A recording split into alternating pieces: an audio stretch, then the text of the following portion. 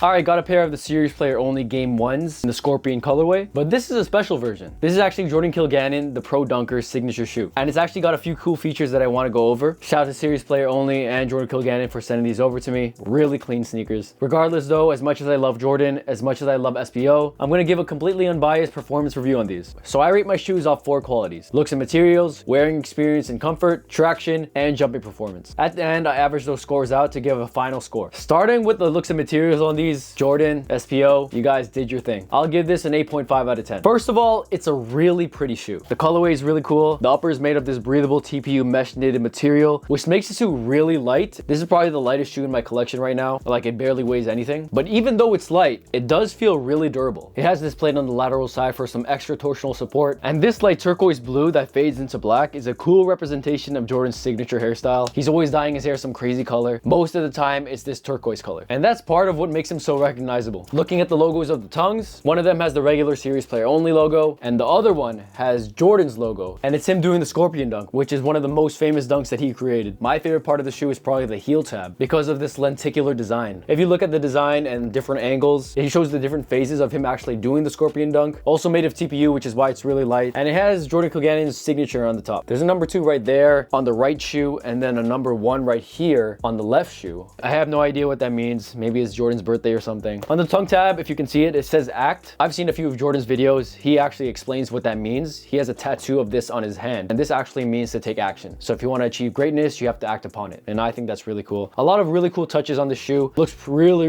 pretty on the court. It does come with multiple laces, so right now you're looking at some b-roll footage of it with the flat laces on. I actually put the circular laces on, and I think they look a lot better, and I feel like they tighten a lot better. If you look at this, it has a drop-in midsole, which is really cool. All of their shoes have a drop-in midsole, but this one is apparently their best one because of how light it is. This is the Quick 2.0 midsole. It weighs literally nothing. It's like not even there, but it's also pretty durable. Like, it doesn't really bend in midfoot that easily. It has a built-in arch support, which is really cool too. So for those of you guys who are flat-footed, beware because there's a decent arch on these. It's really soft, really cushiony, but it's also firm when it needs to be. So it has that combination of comfort and also performance on the court. Looking at the outsole, it has this plus/X pattern going across it, and if you look at the midfoot, it has the Serious Player Only logo. And apparently this material isn't rubber, and it doesn't feel like rubber. It actually feels less grippy than rubber. So Serious Player Only actually used a material called SBS resin on this, which is supposed to be 50% lighter than traditional rubber on shoes. So in the original Game 1, it has a rubber outsole, and you could feel the difference. And if you look at it side by side, you could notice the difference with the low and the regular one. But yeah, that material adds to how lightweight it feels when you're holding it in your hands. Like, no glazing, no bias. This is genuinely one of the lightest shoes I've ever held. Going on to the wear experience, I'll give this an 8.1 out of 10. I'm not gonna lie, when I first tried them on, the first impression was really good. The insole felt really good on the first try. They felt really comfortable and soft when I was walking around in them. However, when I actually first brought them to the court, my feet started to hurt after playing in them for a while. I'm not sure if that's because I'm flat-footed, and with the arch support there, it kind of hurt a little bit. To be fair, most basketball shoes hurt my feet when I first wear them. Same thing happened with Asia ones when I first tried them on. First time it hurt my feet like crazy. Fourth time wearing them, they felt really good. So I did feel like I had to break these in a bit. So I didn't want to rely on one single wear of these to determine how they feel on feet. The cushion was great and really responsive. It wasn't too stiff or too soft, which definitely adds to the explosiveness factor. In terms of how secure my feet feel, I'm not gonna lie, not the most secure. I typically like a tighter feel around my ankles, which is why I like the way of Wade's. I can really tighten them up. It felt fine. It's probably good for most other guys, but I personally like a tighter snug, and I'm able to wiggle my ankles in there no matter how hard I tie them. Again, it wasn't terrible. I felt decently secured, but I just prefer more heel and ankle security in my shoes. These also fit pretty wide, so for you guys who are wide-footed, I think these are a great option for you. My feet are on the narrow side, so that plays a role in why I didn't feel as secure as most other athletes do. However, my feet weren't slipping in them when I was wearing them, so that's great. That means the grip on the insoles was really good. Overall wearing experience and comfort, I would say it's really good. Is it the greatest for me? I'm not sure. I'd probably have to give this a few more tries. I feel like it's not designed for my feet specifically, but I will say this. I was leaning towards putting this category in the 7s after the first wear because of how much it hurt. But I tried these out a few more times and it felt so much better on the second and third try. I felt like I just had to break them in, get used to them, you know, actually wear the shoes a bit more. I can see this category being higher for other athletes. On to the traction, which is hands down its best feature, 9.8 out of 10. I'm not gonna lie, I had very low expectations on the grip of these just because the outsole doesn't feel as grippy as rubber, and for the fact that it doesn't really squeak. It squeaks pretty well on some courts, but most courts it doesn't.